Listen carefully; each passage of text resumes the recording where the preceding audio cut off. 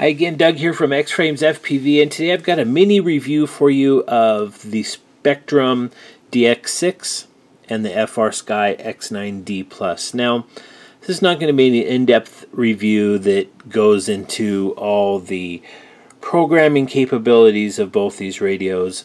This is really just from a quick overview of what these two radios bring to the table, okay? Now, I fly right now the FrSky, and the reason I went with the FrSky is when I first got into drones, I had Spektrum, but Spektrum didn't really have any good receivers for drone racing, and nothing that was real small, and just wasn't very many good options. So I decided to go with the FrSky. That, and if you have any questions on anything in regards to these radios, the FrSky, there's tons of tutorials online, and especially in the drone world, and that's what 99% of the people were flying, and so that's why I went with it. Now that Spektrum has, and I don't have the receiver here because this radio is for a customer that I'm building a flying wing for him, basically a stunt wing. But now that Spektrum has released their receiver, it's basically a quad race receiver. It's made specifically for quad racing. It's a diversity receiver, just like the FrSky X4R or XSR. These have kind of been showing up more at races, and I'll tell you, in my opinion, why. And that is the build quality is far superior. You know, the way the stick feel is better, and just the overall, like when you hold this radio, it's so much better to me. Now, this is to my hands. I'm 6'4", and so I have big hands, but for me, it just fits in my hand so much better, okay? So I'm a thumb flyer. You know, older guys, a lot of older guys are thumb flyers. And I like that about this, how well built it feels. Everything feels very solid. The menuing is super easy. Menuing on the FrSky is easy as well, but I really like this scroll wheel that they have, and you just push it in, and you're right there on any kind of options that you want to adjust.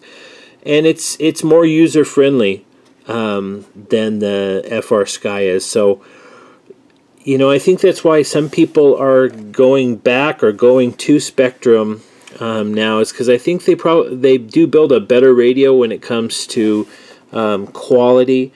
And there's a lot of guys that started, when they started racing, they had a DX8. They went to the FrSky simply because the Spektrum didn't have a good receiver. So I think a lot of those guys are going back to the DX8 or DX6, which is what this is. You don't really need anything more than the 6 for quadcopters unless you're doing some, you know, aerial photography or that kind of thing. But for racing drones, the DX6 is really all you need. As far as the FrSky, you know, today, it's still a great radio. There's still a lot more information out there online as far as how to set up telemetry and that kind of thing. And so if you're just getting into it, you know, I probably, you know, at this point I'm still suggesting to my customers that they go with the FrSky simply because there are so many out there, and it is by far the industry standard when it comes to drones. But now that, you know, Spektrum has come out with their new Racequad, or I think it's called a quad race diversity receiver, these, you know, you kind of want to give them another look.